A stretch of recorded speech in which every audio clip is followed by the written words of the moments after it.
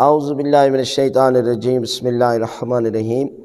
شب قدر کی راتوں میں عورت ناپاکی کی حالت میں ہو تو کیا کرے؟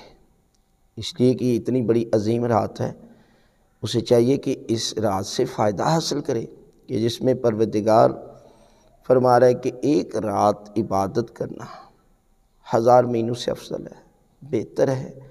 تو لہذا وہ عورت کے جو ناپاکی کی حالت میں ہو وہ نماز نہ پڑھے، قرآن مجید کی کہ الفاظ کو ہاتھ نہ لگائے، لیکن باقی ذکر اذکار باقی عبادت کر سکتی ہے۔